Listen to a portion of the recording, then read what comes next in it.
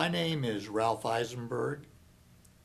First and foremost, I have been a lifetime Democrat and clearly was disappointed in the election results of November 8th, 2016.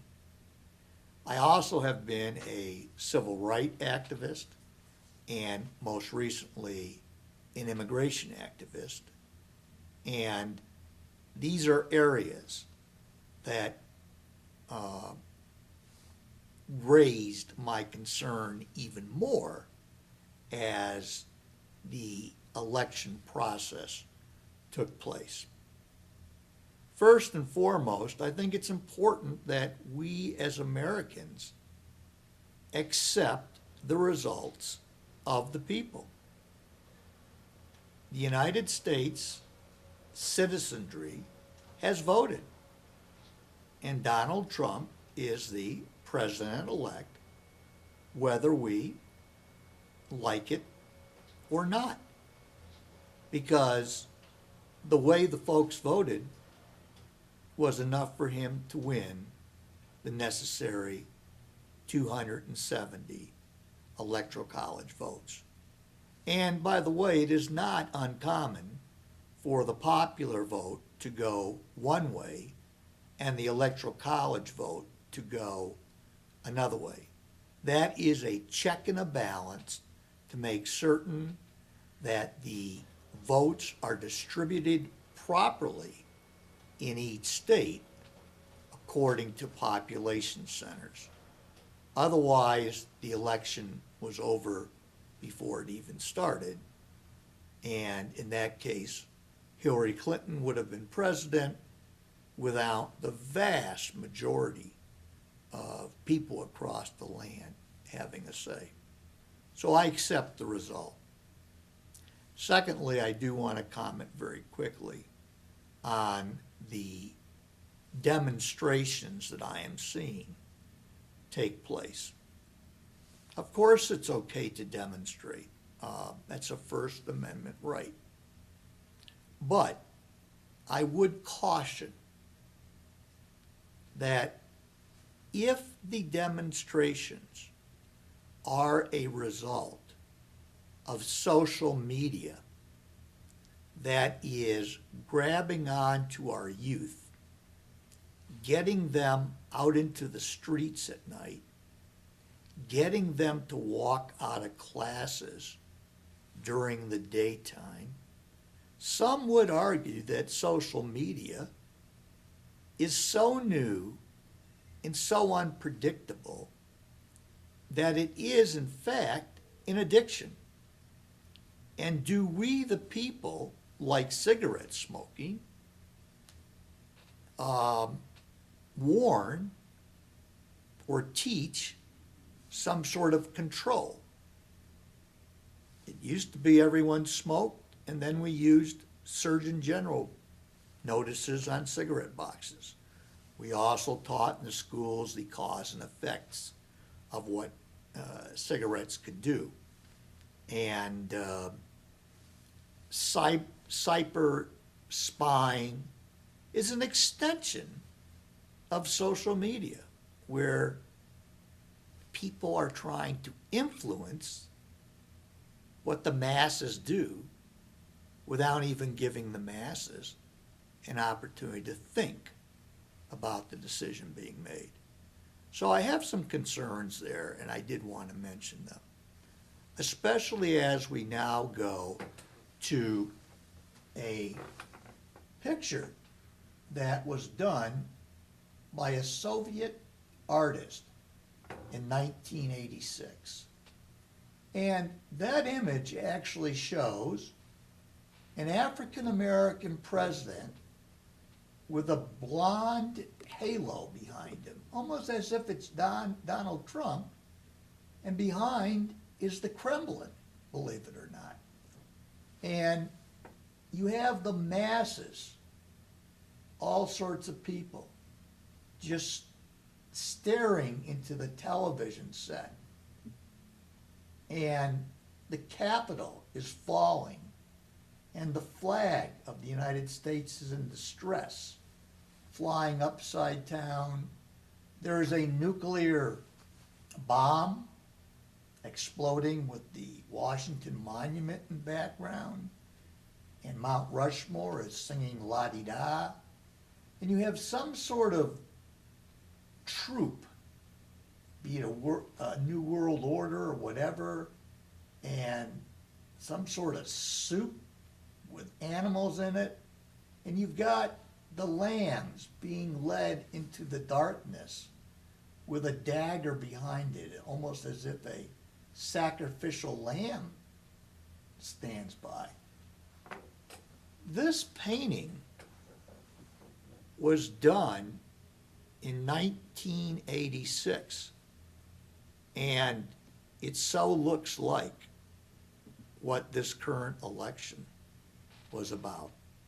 It's scary, but I did want to share it with those that know me. Let me talk about immigration. We do have to keep a weather's eye on immigration.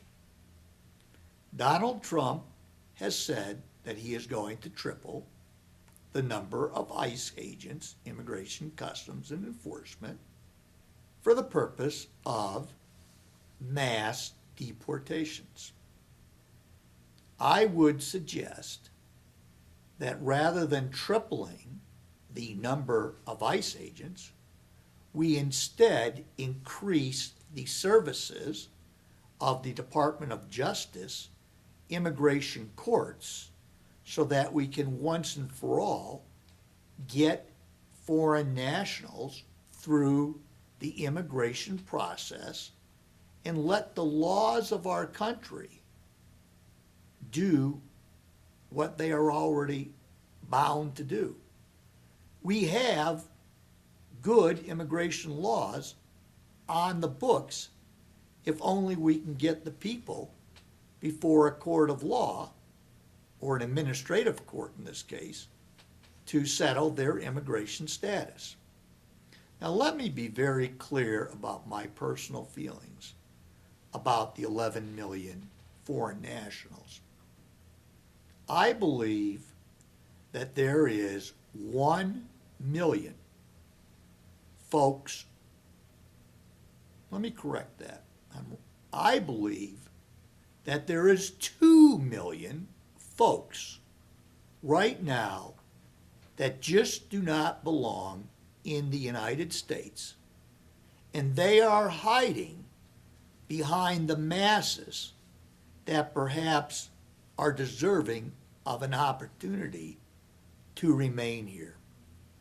We need to weed out, we need to find, and we need to deport that 2 million immediately.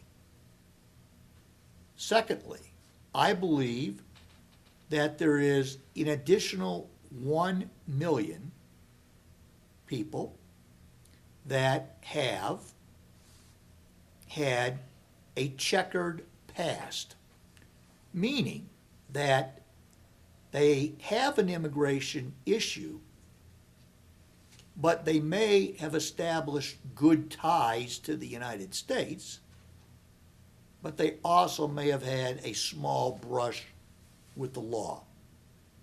In that case, rather than just banish that person, especially if they have a family, extreme family separation, I believe we should let the immigration court do its scales of justice and decide in a courtroom what is the ultimate fate of those million people.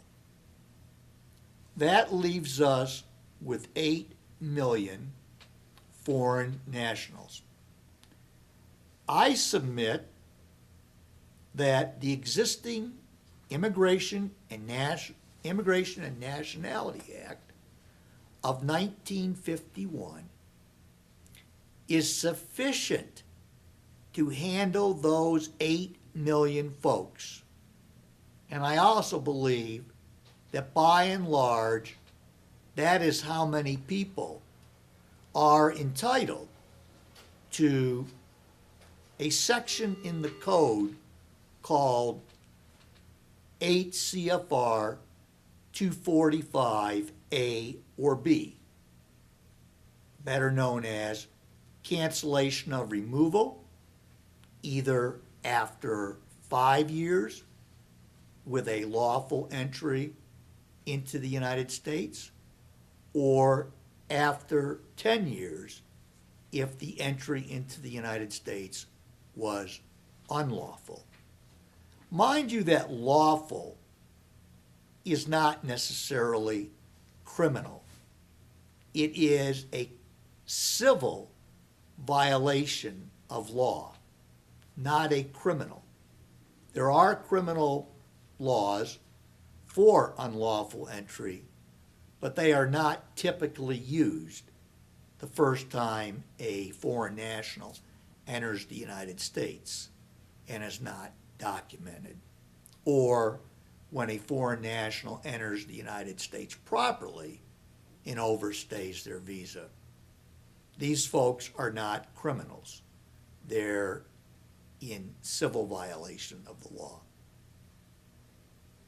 So there is a simplistic answer to the current immigration dilemma.